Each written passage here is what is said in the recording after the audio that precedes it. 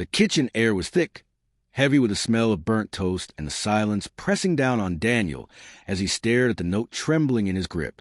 "It's only for one night, my love. Just a chance to chase a dream. I'll be back by morning. Please try to understand." Elena's looping handwriting cut through him like a dull knife, each curve of the pen a new wound. The clock above the stove ticked mercilessly. 11:47 p.m. Its steady rhythm mocked the stillness of the house. She was out there, out with him, the man she couldn't stop thinking about. Daniel's chest constricted, breath shallow, the room spinning as disbelief collided with hurt. He dropped into a chair, the wood groaning beneath his weight, and read the note again, as if repetition could twist its meaning into something else. His fingers rubbed the edges of the paper raw, and he pictured her writing it. Her dark hair falling forward, her lips pinched the way they did when she was anxious. But was it nerves or excitement? Had her heart been racing as she slipped quietly out the door, leaving him the ruins of what they once had? Anger flared inside him, only to be smothered by a suffocating wave of confusion. How had it come to this? 20 years of marriage, 2 children, a life built piece by piece. How could it all unravel with a single careless line? The house felt unnervingly still, the kind of silence that made every creak echo like a scream. The kids were at his sister's. Elena had arranged that with chilling precision. He hadn't thought twice at the time. Why would he? She'd been distant, sure, smiles that didn't quite reach her eyes, fingers lingering too long on her phone. He blamed it on stress, the monotony of their routine. But now, those details replayed in his head like a reel of missed warnings. The longer trips to the bathroom, a faint trace of perfume he didn't recognize, the late-night messages she brushed off as work. Each memory pricked like needles, building an image he didn't want to face. His gaze slid to the counter. A half-empty bottle of Merlot. 2 glasses, one stained with her lipstick. Just last night, they'd shared it, laughing at some long-forgotten joke, her hand brushing his arm. Had she already been planning this while smiling at him with those guarded eyes? He wanted to smash the glass against the wall, but his body was too heavy, anchored by grief. Instead, he paced, footsteps dragging across the hardwood, each step an attempt to outrun the truth. At the window, the night stretched dark and endless. Somewhere out there, Elena was with him. But who was he? A co-worker? A stranger? Someone she'd met at those conferences she suddenly insisted on attending alone? Daniel's mind spiraled, painting scenes he couldn't banish. Her laughter, her touch, her intimacy given to another.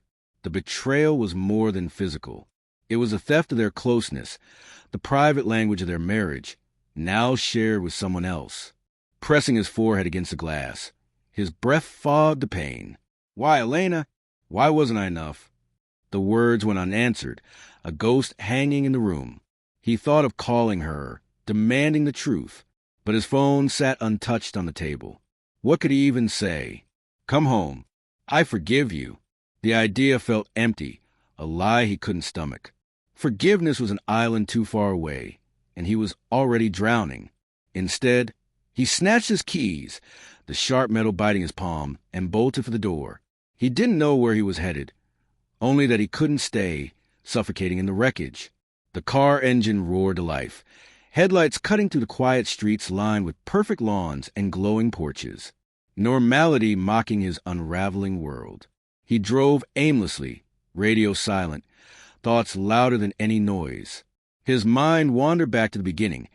Elena's shy smile at that college party, the way she blushed when he teased her, their first apartment with its dripping faucet and mismatched furniture. They had been a team, hadn't they? Or maybe the cracks had been there all along, invisible until now. His phone buzzed, jolting him. A message. "I'm safe. Don't worry. I love you." His chest tightened. "I love you." How could she write those words now, while she was with someone else? Knuckles white on the steering wheel, he pulled into a deserted lot beneath the flickering neon of a closed diner. The night smelled of asphalt and rain. He stared at her message, torn between love and loathing.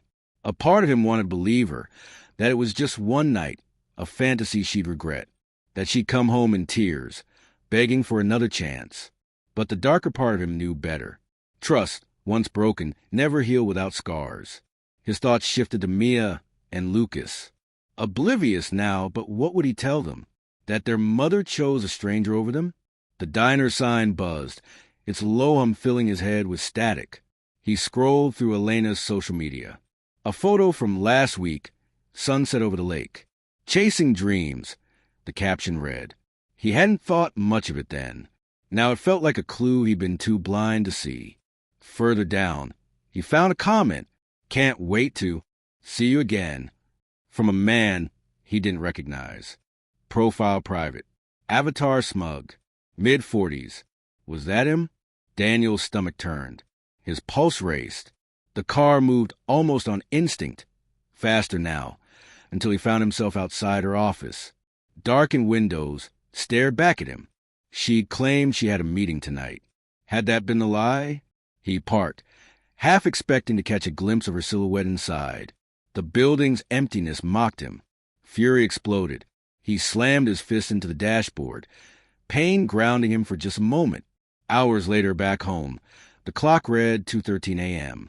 The note still sat on the table, silent and damning. He poured whiskey, the burn clawing down his throat. He imagined confronting her, demanding the truth, but the thought made him sick. Did he even want the details? Or was not knowing its own kind of torment? He sank onto the couch, cushions molded to her absence. Memories swarmed, her laughter, the way she hummed off-key while cooking, each one a blade, twisting deeper. Then headlights outside. A car door. She was back. Daniel froze, glass trembling in his hand. The knob turned. Elena stepped inside, face pale, eyes wide with guilt or fear, or maybe love. "Daniel," she whispered, voice cracking. "I didn't think you'd still be awake." He stared, searching for the woman he'd once known. Her coat wrinkled, her hair tousled, perfume clinging faintly to her. He wanted to scream, to grab her, to beg, but all that came out was, "Why?" Her lips parted, words trapped. She stepped forward, then stopped, as though the gulf between them was too wide to cross. I just needed to know," she breathed, barely audible. "I needed to feel something different. Just once." The confession slammed into him like a blow. His vision blurred, tears threatening. His voice rasped. Was it worth it? She looked away. Her silence screamed louder than any answer. And in that silence, he understood it wasn't just one night. It was a choice, a line crossed, a bond broken. Turning his back, he walked toward the stairs, the crumpled note burning in his pocket. His hand gripped the banister, and a memory struck. Her laugh at Mia's school play, the way she squeezed his hand, the family they'd built. He turned, his voice steady despite the storm inside. "Stay," he said.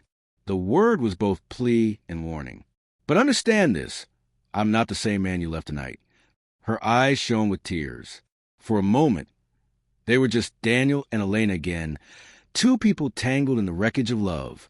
But as her expression shifted, a shadow crossed her face, and he knew, deep down he already knew,